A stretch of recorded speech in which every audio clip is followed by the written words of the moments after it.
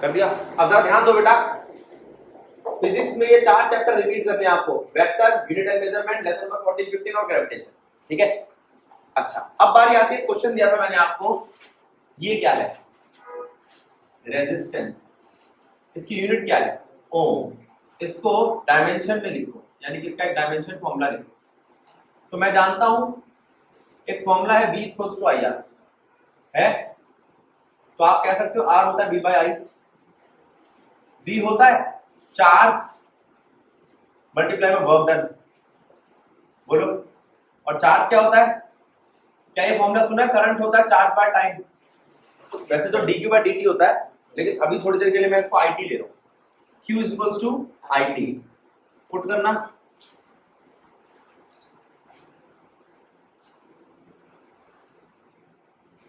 Q की जगह value रखी IT, क्या आ गया आपका फॉर्मूला, ये आ गया, कोई दिक्कत। अब R क्या है आपका, WT, ठीक है। इसमें देख लो पहले, ये 3 फॉर्मूले में कोई दिक्कत, ये तीनों फॉर्मूले आपने सुन रखे हैं, तो डायमेंशन निकालने आनी चाहिए थी ना।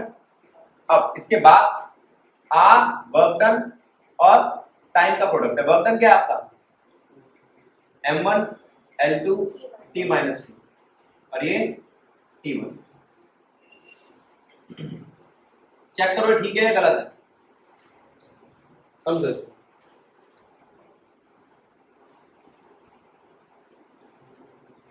फिर आगे बढ़ते हैं।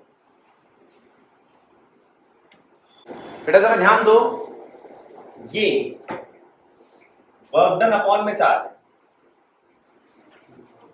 ठीक है। अगर वर्क डन अपॉन में चार्ज है तो ये क्या है आपका, वर्क डन अपॉन में IT, और वर्क डन अपॉन में IT क्या बन जाएगा आपका,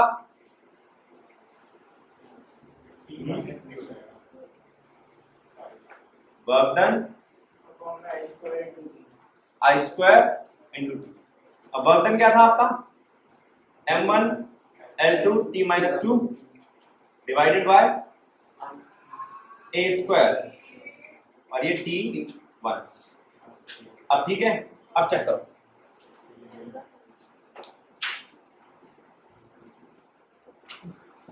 अब चेक करो,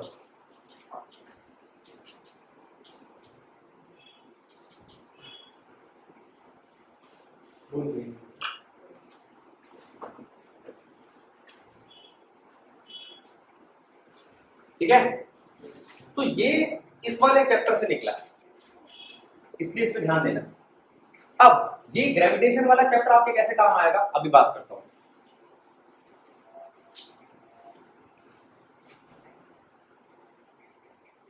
देखो ये रब कर दूं,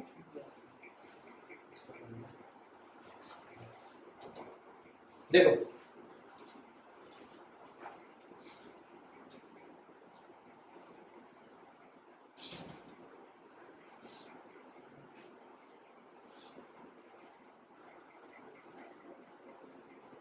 चैप्टर क्या है आपका,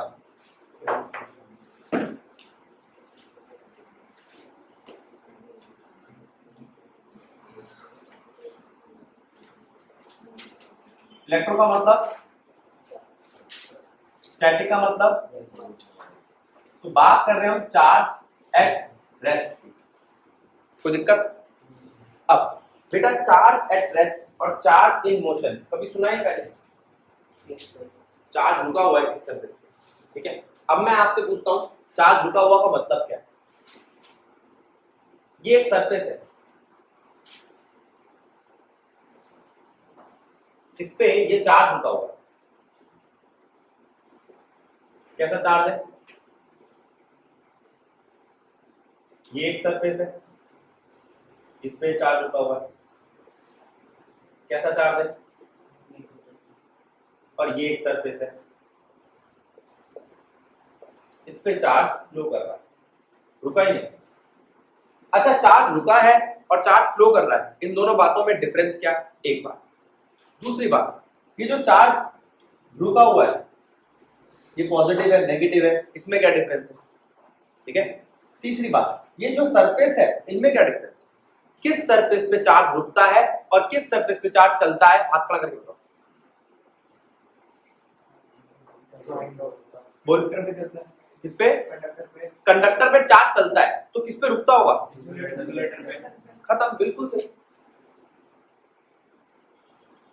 इंसुलेटर क्या है?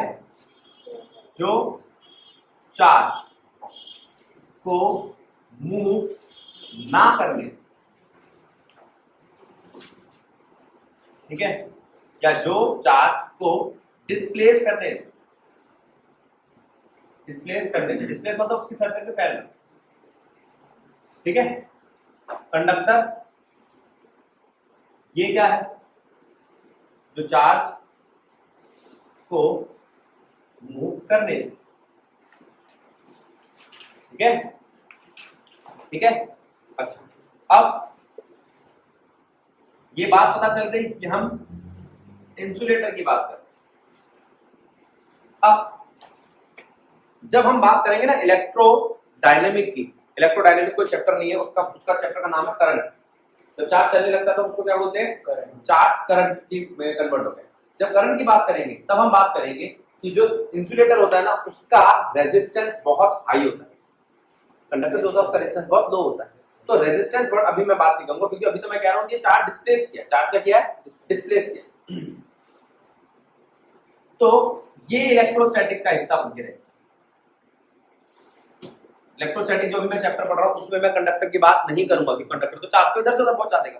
क्या हमारी बॉडी करंट पास करती है? हाँ, करंट हमारे में से कंडक्टर जाता है, ठीक है। जैसे एक प्लास्टिक की रॉड, ठीक है, छोटी क्लासेस में क्या होगा? एक स्केल लिया, प्लास्टिक का स्केल आता है, ऐसे ऐसे रब किया, पेपर बिट जो होते हैं वो नाचने लगते हैं। तो होता क्या है? ये था एक ग्लास रॉड, जब प्लास्टिक की डंडी, आपका स्केल, उसके ऊपर चार्ज आ गया। उसने क्या किया? जो छोटे छोटे पेपर बिट थे, अब कोई बच्चा कहेगा भैया बड़े पेपर बिट और छोटे पेपर बिट में क्या फर्क है? बताओ। साइज का उससे क्या फर्क पड़ रहा है? साइज, मास, वो उठा ही नहीं पाएगा। एक भारी पेपर होगा उसको कैसे उठाएगा? इसका मतलब इनकी एक फोर्स है, क्या बोलते हैं उसको? वेट। और इसकी एक फोर्स है, क्या बोलते हैं उसको?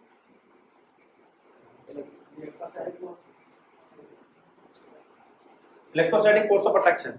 ये उससे खींचता है उनको, ठीक है। तो जैसे ही हमने ये रब किया ड्राई हेयर में और उसको पेपर पे लगाया, तो पेपर को खींचने लगे और पेपर को नाचने लगे, छोटी छोटी जो पेपर बिट्स। तो वो कह रहा है यहाँ पर कौन सी फोर्स थी जिन्होंने इसको खींचा?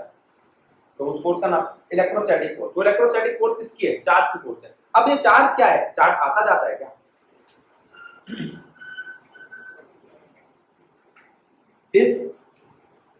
Displacement of charge, displacement of charge. तो आपको पता होना चाहिए कि कौन सी चीज है जो चार्ज है। ये चार्ज है क्या जिसको मैं डिस्प्लेस करने वाला हूं? Electron, very good. और प्रोटॉन्स और न्यूट्रॉन्स, बिल्कुल ठीक। इलेक्ट्रॉन, प्रोटॉन और न्यूट्रॉन, ये तीन सब एटॉमिक पार्टिकल्स है। इस पे चार्ज होता है, नेगेटिव चार्ज होता है। इस पे चार्ज होता है, पॉजिटिव चार्ज होता है। इस पे चार्ज नहीं होता। एक बात, अभी मैंने सिर्फ चार्ज की बात करी, आप कहोगे इसमें मास होता है, तो मैं मास बता दूं।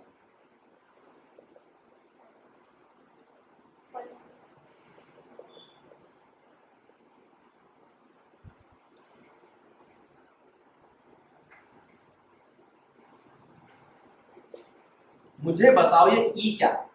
अच्छा, तुम में से कौन ऐसे बच्चे जो अब तक ये मानते थे जो ई लिखा होता है वो इलेक्ट्रॉन का चार्ज होता है या इलेक्ट्रॉन को रिप्रेजेंट करता है? मानते थे ना? ये ई वो नहीं है। बताओ ई क्या है?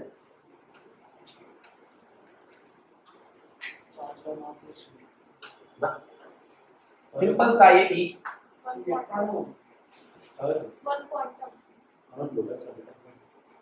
वन, शाबाश, 1 क्वांटम। एक तो बेटा मास हटा लो, पता नहीं चलता कहां से आवाज आ रही है, गूंज हो गई। जब बोल रहे हो तब मास हटा लिया। ई का मतलब क्या? 1 क्वांटम। क्वांटम का मतलब क्या है? एक हिस्सा। क्या? अच्छा, इसको मैंने कहा ये ऐसा हिस्सा है जिसका इतना चार्ज, ये क्या फिक्स चार्ज है? बिल्कुल। 1 quantum E equals to 1 quantum. Further fraction of this charge, further fraction of this charge is not possible. Is not possible. अब मैं इसे और नहीं तोड़ सकता, तो क्या कहोगे? नेचर में सबसे छोटी क्वांटिटी में जो चार्ज पाया जाता है उसे हम E कहते हैं, ठीक है, क्वांटम, ठीक है। अब कभी सुना है वर्ड कि जो आपका कैमरा है ना वो 10 मेगापिक्सल का, तो पिक्सल क्या है? पिक्सल एक वो छोटी सी बिट है जिससे जुड़ के वो एक चीज बनाता है, ठीक है। वो जितना छोटा होता है उतना ज्यादा साफ दिखाई देता है। एक वर्ड सुना होगा रिजॉल्व करना या रिजोल्यूशन। इस कैमरे की रिजोल्यूशन बहुत अच्छा है। रिजॉल्व का मतलब क्या होता है? दूर दूर करना, ठीक है। अब आप देखो एक ऐसी पिक्चर जो आपने कभी शायद मेट्रो स्टेशन पे कहीं देखी हो, ऐसे बिट्स बने हैं टाइलों से। टाइल देखी तो दीवारों पे लगती है, और आपने देखा कि भैया हम उसे दूर से देखते हैं ना तो एक शेप बनी दिखाई देती है, नजदीक जाते हैं तो वो बिट फटने लगते हैं। तो जितना दूर जाते आते हो आपको रिजॉल्व होना साफ साफ दिखाई देता है, लेकिन वो एक टुकड़ा है क्या? वो एक बिट है क्या? उस बिट में कलर है या कुछ और है, कुछ भी है, वो एक बिट है। वैसे ही ये क्या है? ये एक सबसे छोटा चार्ज है, इससे छोटा चार्ज नहीं होता। सबसे छोटा चार्ज कितना आपका? 1.6 × 10⁻19 कूलम। 1.6 × 10⁻19 कूलम अगर नेगेटिव है तो इलेक्ट्रॉन का चार्ज है, पॉजिटिव है तो प्रोटॉन का चार्ज है। किसी एटम के पास क्या होते हैं? प्रोटॉन और इलेक्ट्रॉन और न्यूट्रॉन। न्यूट्रॉन को तो मैंने साइड ही कर दिया क्योंकि इलेक्ट्रोस्टैटिक्स का हिस्सा नहीं है, क्योंकि उसके पास चार्ज न्यूट्रल है। लेकिन इलेक्ट्रॉन प्रोटॉन तो दोनों है, और दोनों का यहाँ पे एग्जिस्टेंस है, दोनों का वजूद है, और दोनों काम क्या करते हैं? ट्रांसफर होने पर किसी चीज को ज्यादा नेगेटिव या कम नेगेटिव कर सकते हैं। अब मैं आपसे पूछ रहा हूँ इलेक्ट्रॉन और प्रोटॉन में से कौन ट्रांसफरेबल है, कौन ट्रांसफरेबल नहीं है, या दोनों ट्रांसफरेबल? क्या इलेक्ट्रॉन प्रोटॉन दोनों ट्रांसफर हो सकते हैं? या इलेक्ट्रॉन हो सकता है, प्रोटॉन नहीं हो सकता? क्यों? उसकी टांगे नहीं है, प्रोटॉन भारी होता है। प्रोटॉन भारी होता है इसलिए ट्रांसफर नहीं हो सकता। और कोई बताएगा? प्रोटॉन एक्चुअल मास होता है, प्रोटॉन एक्चुअल मास होता है बेसिकली, इसलिए वो नहीं जाता। और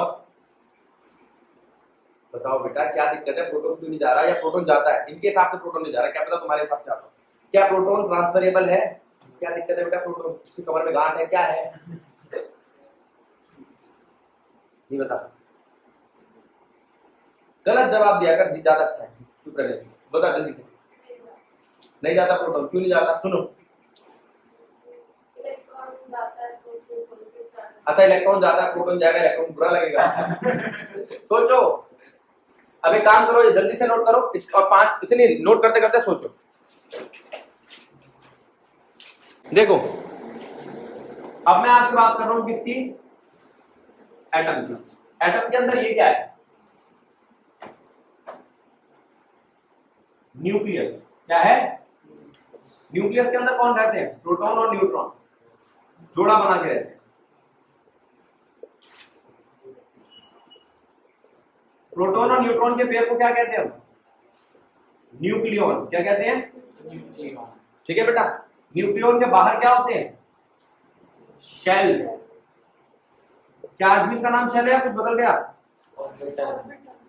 नहीं, आज भी इनका नाम शेल है, शेल के अंदर ऑर्बिटल है, ठीक है। शेल अब भी शेल है, ऑर्बिट खत्म हो गया, ऑर्बिट की जगह ऑर्बिटल आ गया। पहले हम इसी को शेल कहते थे, इसी को ऑर्बिट कहते थे, इसी को एनर्जी लेवल कहते थे। अब हम कहते हैं शेल, शेल के अंदर सबशेल, सबशेल के अंदर ऑर्बिटल। वो वाली वीडियो देखना जो भेजी है। अब इस शेल के अंदर कौन रहते हैं? कौन रहते हैं? इस शेल के अंदर कौन रहते हैं? इलेक्ट्रॉन्स और चक्कर काटते रहते हैं, ठीक है बेटा। शेल के अंदर इलेक्ट्रॉन्स रहते हैं, वो इलेक्ट्रॉन्स चक्कर काटते हैं। ये बात समझ आई? पक्की बात है। ये इलेक्ट्रॉन्स बंधे हुए हैं एक एनर्जी से, प्रोटॉन से। उस एनर्जी का एक नाम है, उस फोर्स का एक नाम है electrostatic force of attraction. Electrostatic force of attraction. अब मैं जिससे जो बात करूं मुझे बताएगा। क्या आपने 11th में ये केमिस्ट्री में पढ़ा टॉपिक?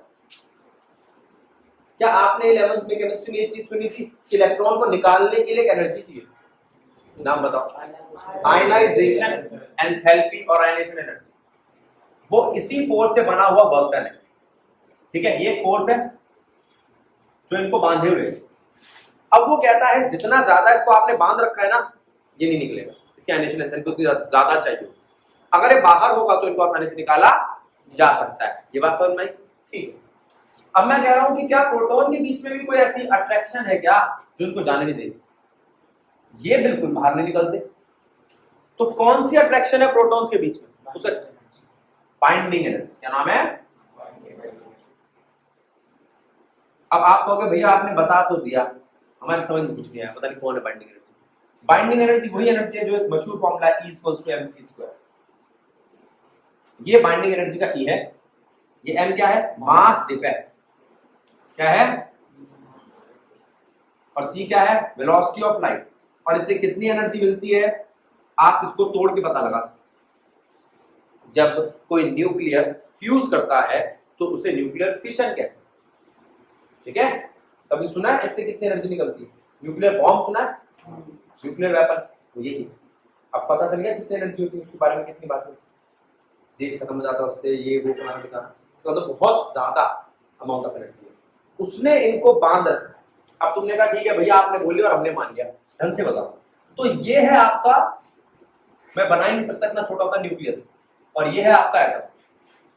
एक क्रिकेट ग्राउंड में, एक फुटबॉल के ग्राउंड में एक छोटी सी क्रिकेट की बॉल रखो, वो न्यूक्लियस है, और बाकी फुटबॉल का पूरा मैदान क्या है? पूरा एटम। तो एटम में इतनी सी जगह में आपने कितनी कंसंट्रेशन के साथ उन प्रोटॉन्स को रखा होगा जिसका सारा मास एटम का मास है, बाकी सारा एटम क्या है? खाली। क्या है? खाली। तो बहुत कम जगह में बैठे हैं और एक साथ बहुत कंसंट्रेटेड होकर बैठे हैं, तो इसका मतलब कुछ बहुत ताकतवर एनर्जी होगी जो इनको बांधे बैठी होगी। अब एक बात बता अंशिता, क्या तुझे लगता है कि प्रोटॉन प्रोटॉन साथ रहने चाहिए?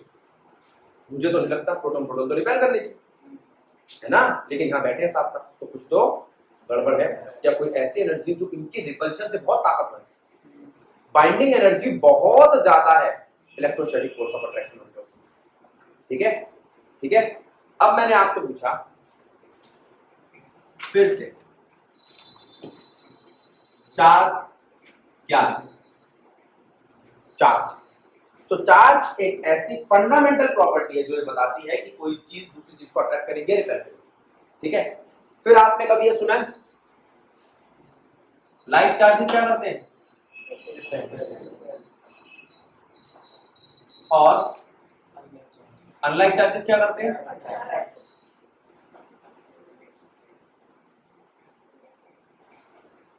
क्या आप जानते हो कि चार्जेस एडिटिव नेचर के होते हैं? चार्ज जो है एडिटिव नेचर का है। कैसे नेचर का है?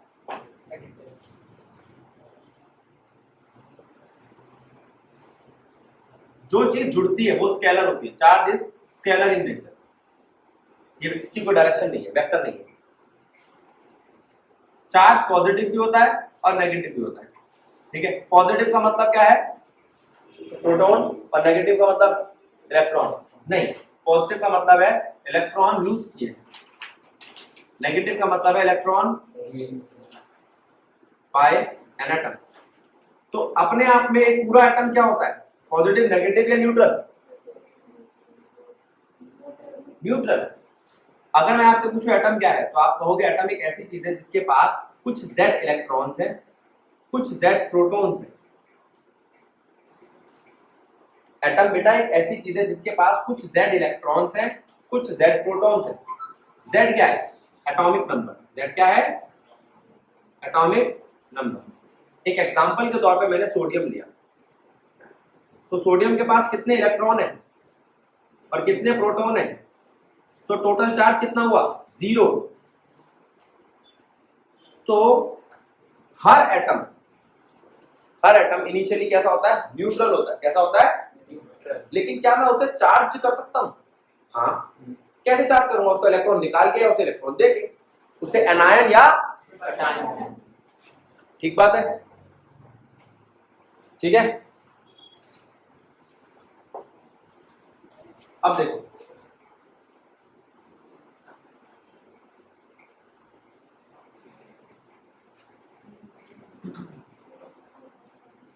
बेटा इसकी टेंशन मत लो नोट करने की, वो उसकी अभी पिक्चर भेज दूंगा, अभी नोट कर लेना।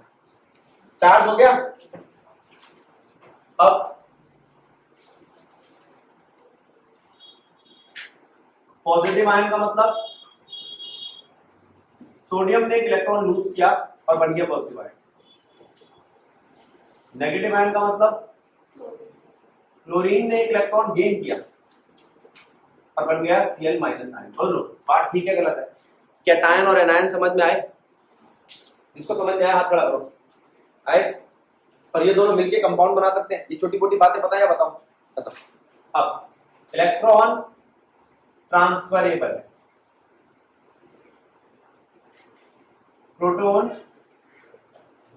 ट्रांसफरेबल नहीं है। अब तो बात समझ में आ गई होगी कंसेप्ट? यस ठीक है। इसके बाद अभी तक हमने देखा था like charge unlike charges. Charge होते हैं एडिटिव नेचर के होते हैं, चार्ज स्केलर होता है, पॉजिटिव नेगेटिव के बाद और कोई चार्ज की खास बात। चार्ज और क्या करता है?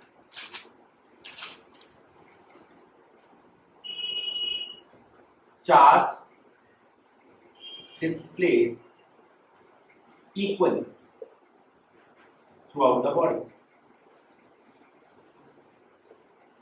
अब इसका मतलब है, पहली बात तो ये कि वो जो भी बॉडी है वो उसके ऊपर चार्ज डिस्प्लेस करे। उसके बाद जब मैं वैसी कोई और दूसरी बॉडी लाऊं तो उसके ऊपर भी चार्ज डिस्प्लेस करना चाहिए। उनकी ऐसा नहीं कि उनकी फिजिकल प्रॉपर्टी बिल्कुल अलग कि वो तो एक्सेप्ट ही नहीं करता। अब इसको देखो, क्या ये एक बॉडी है जिसके पास में रॉड लेकर आया और इसको मैंने चार्ज करके मैंने इसको एक चार्ज दे दिया। दिख रहा है आपको चार्ज? अब इसका चार्ज देखो आप, और अगर मैं इसके पास कोई दूसरी बॉडी लाता हूं तो क्या हो? पहले तो मैंने इसको बिल्कुल न्यूट्रल रखा है। इसका चार्ज कितना है? 10 E और ये क्या है? 0 E। मैंने इन्हें टच किया,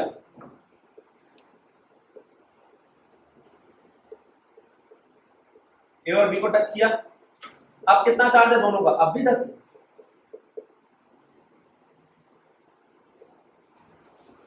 अब भी दोनों पे कितना चार्ज है? 10 की। अब जब मैं इनको अलग करूंगा तो क्या होगा?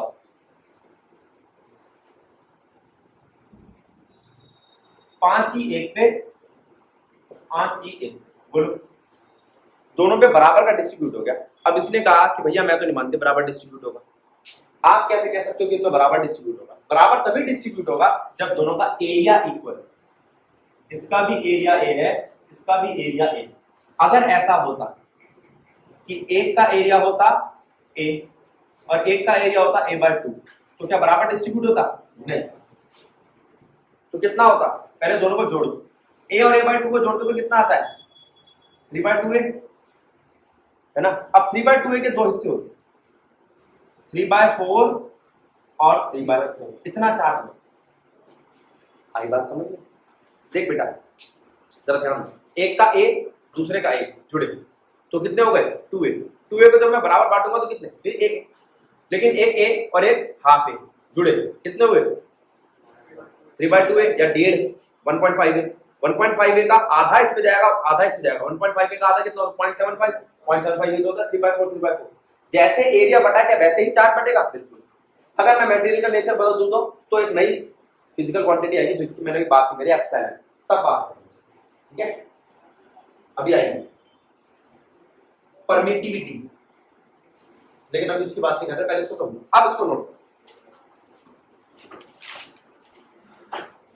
अब यहां पर हमने आयन के बारे में बता दिया, चार्ज के बारे में बता दिया। अब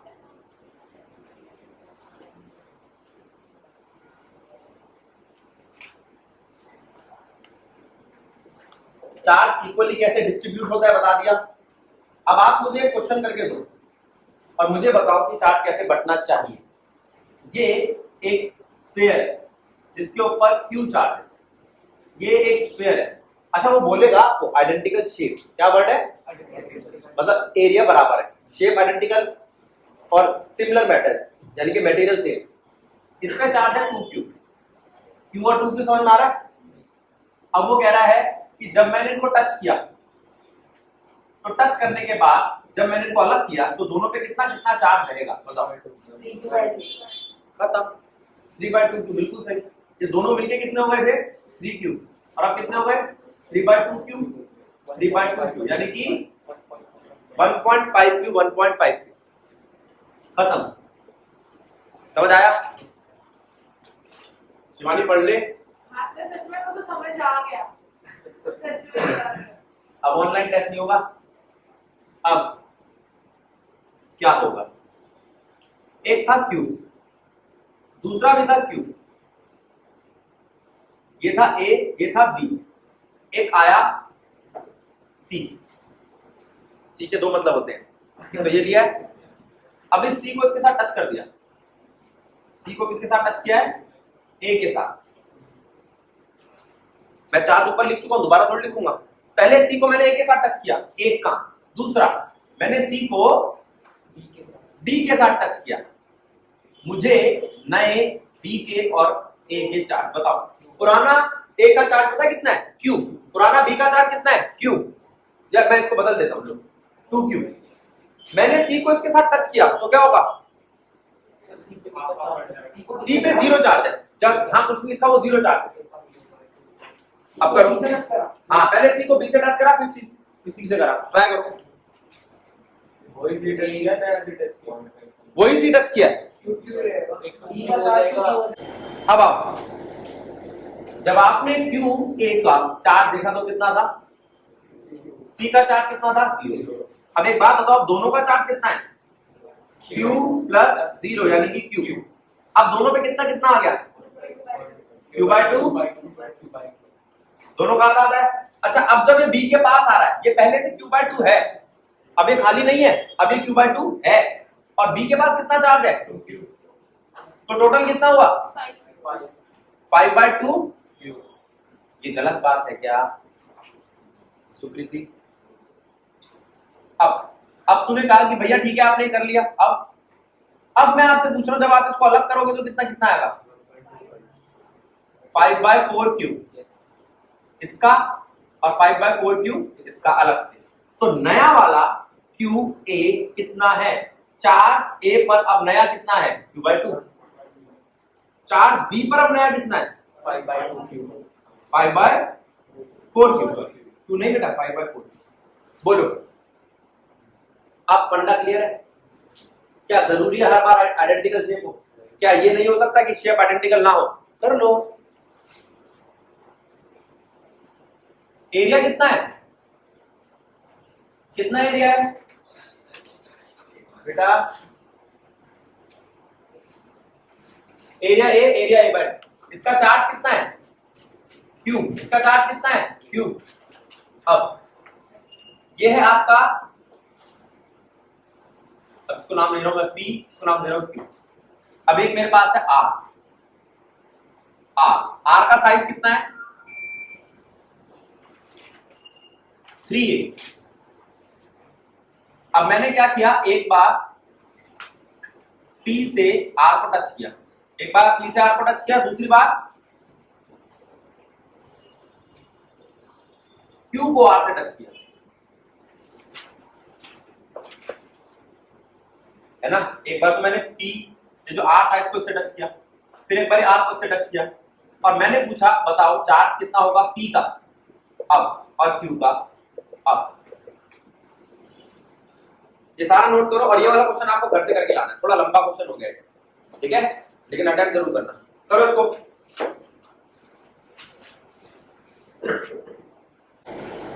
कोरोना डिस्चार्ज। अब पहली बात तो डिस्चार्ज क्या है, ये कोरोना डिस्चार्ज क्या है, सरफेस से इसका क्या लेना देना है, वगैरह वगैरह।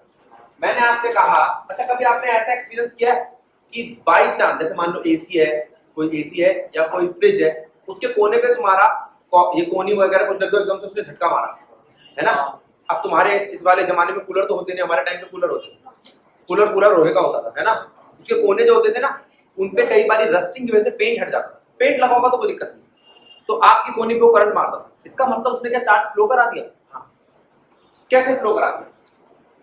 मैं आपसे पूछ रहा हूं, ये सरफेस है, मैंने इस पे चार्ज बैठाया। अच्छा कई बार बच्चे पता है क्या पूछते हैं, भैया आप एक ही चार्ज को बैठाते हो, क्या सरफेस पे दो चार्ज नहीं हो सकते? हाँ हो सकते हैं। मुझे एक बात बताओ, किस सरफेस पे दो चार्ज है, दो प्लस के दो माइनस के, तो क्या हो गया? न्यूट्रल। तो मैं उसको मैं चार्ज वाली सरफेस मानूंगा? फिर किसने कहा नहीं भैया ऐसा था, 3 प्लस के और एक माइनस का, तो मैं कहूंगा ना 2 प्लस का चार्ज है, वो तो न्यूट्रलाइज कर गए। चार्ज कितना हुआ 2 प्लस का, 3 माइनस के और 1 प्लस का, तो भी 2 माइनस के। तो मैं बात किसकी करूंगा, एक सरफेस पे एक जैसे चार्ज किया, 2 अलग अलग चार्जेस की। ये वाला टेंशन तो नहीं आएगी अब कभी आगे। फिर मैंने आपसे कहा जब ये चार्ज आया तो क्या आपको लग रहा है कि ये वाले चार्जेस फिर भी सीरीज में, लेकिन ये चार्ज एक दूसरे को बर्दाश्त नहीं करेंगे। इस वाले चार्ज थोड़ी टेंशन है, किस बात की टेंशन है, पीछे दो चार्जेस पॉजिटिव वाले, रिपल्शन ज्यादा ये एक्सपीरियंस कर रहा है, ठीक है। अब ये कैसे सरफेस है 2D, अब आपने कहा भैया 3D शेप, थोड़ा सा सोचना पड़ेगा। फ्रिज देखा है, उसका कॉर्नर देखा है, वो कुछ इस तरीके से होता है 3D, उसकी इस सरफेस पे कैसा चार्ज है, इस सरफेस पे, इस सरफेस पे अगर यहां पर एक पॉजिटिव चार्ज हुआ तो वो क्या एक्सपीरियंस करेगा, क्या एक्सपीरियंस करेगा, ये रहने देंगे इसमें, आप धक्का मारेंगे, धक्का मारेंगे तो कहां जाएगा, बाहर जाएगा, तो क्या कर देगा, बाहर कौन है, अच्छा एयर पहले नहीं आने दे रही थी, नहीं, एयर में रहता कौन है, O2 N2, कैसे है, काफी स्टेबल है, आयनाइज नहीं होते, नहीं, उनकी आयनाइजेशन एंथैल्पी ज्यादा है, हाँ, तो वो आयन ले नहीं रहे, लेकिन अब क्या पीछे से धक्का मारा ना, तो जब मजबूरन में जाएगा तो बाहर वाली एयर को क्या कर देगा, आयनाइज्ड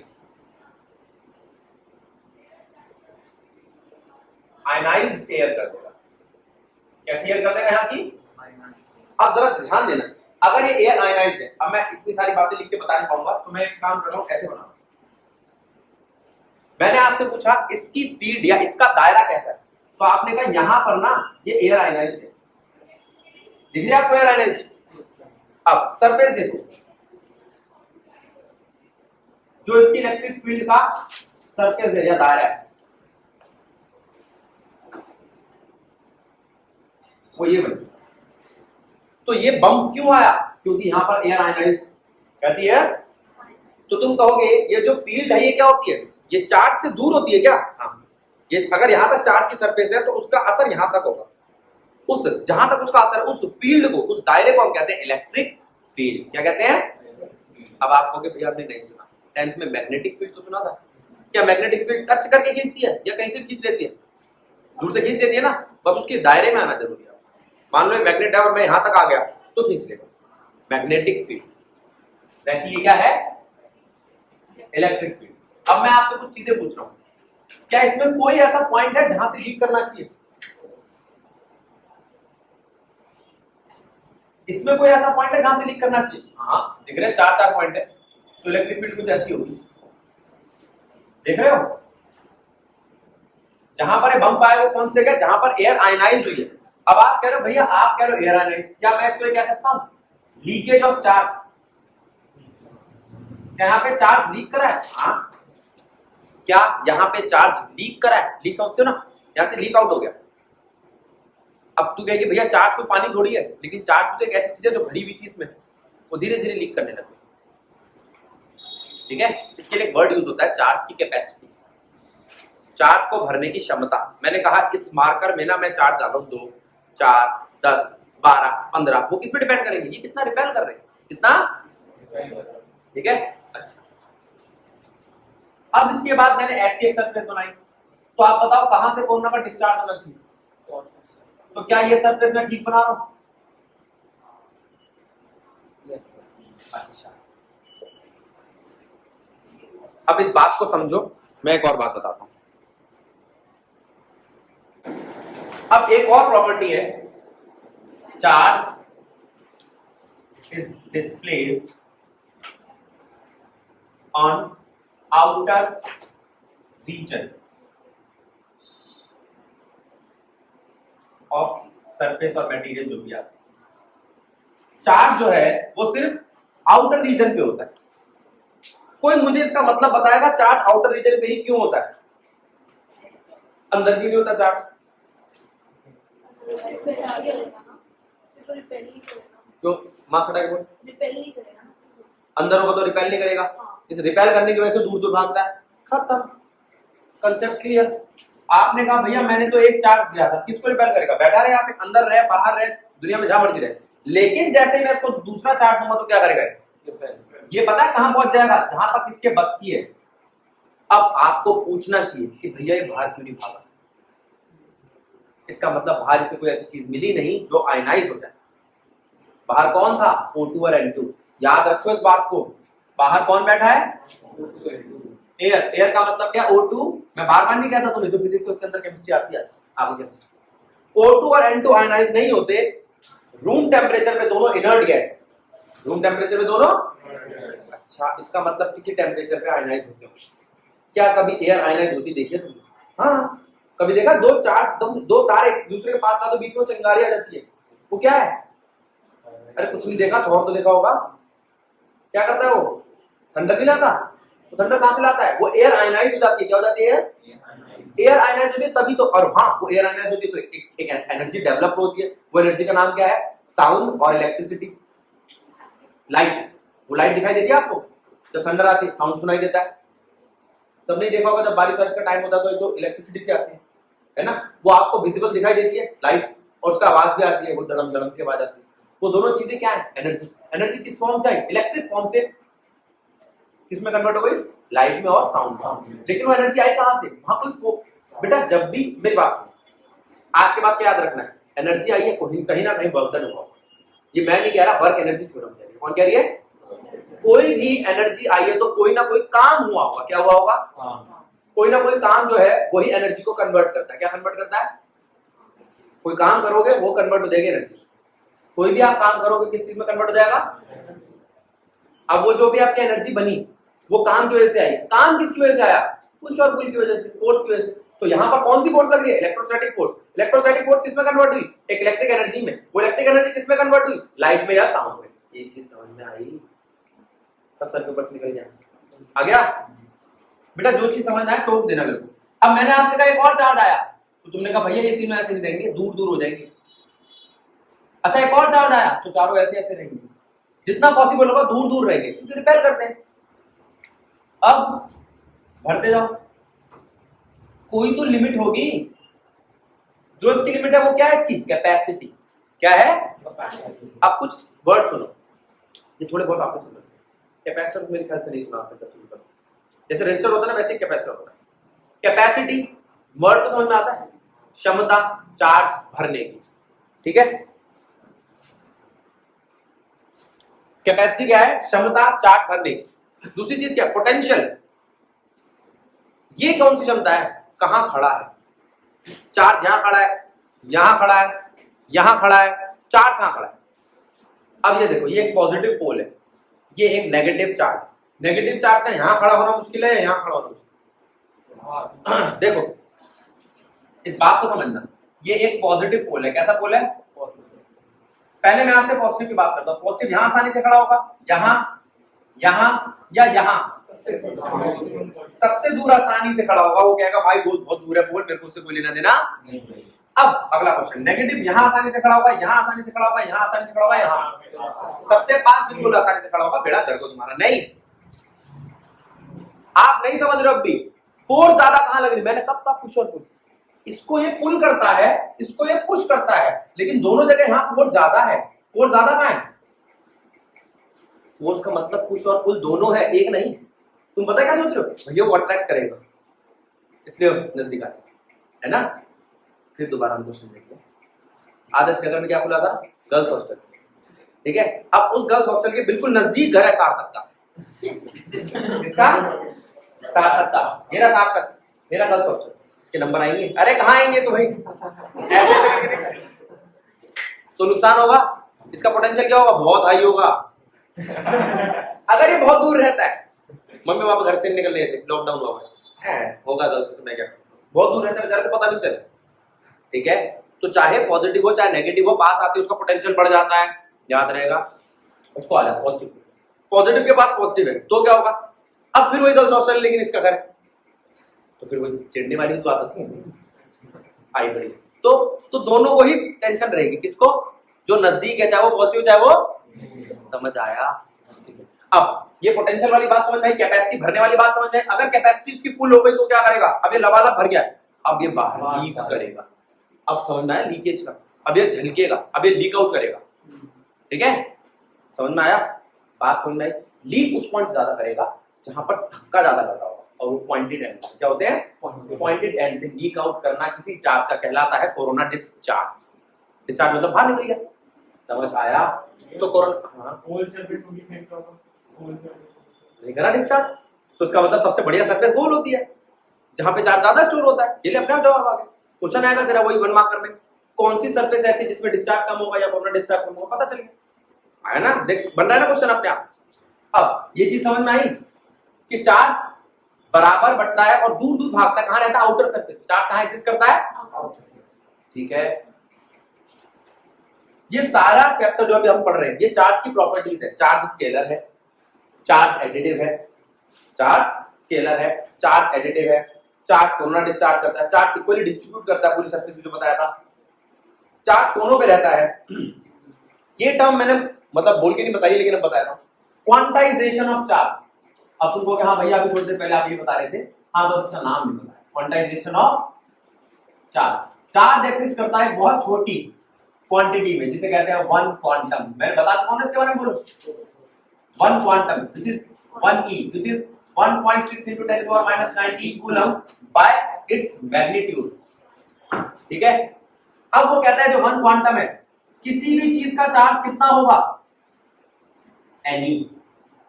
एन क्या है, इंटीजर। एन क्या है, इंटीजर का मतलब क्या है, नंबर।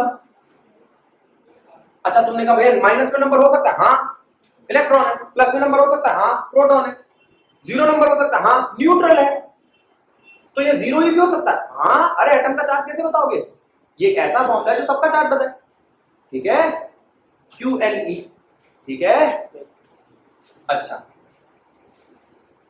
अब यहां लिख चल जाएगा तीसरा point, further fraction of this charge is not possible. और तोड़ना इस चार्ज को पॉसिबल नहीं है।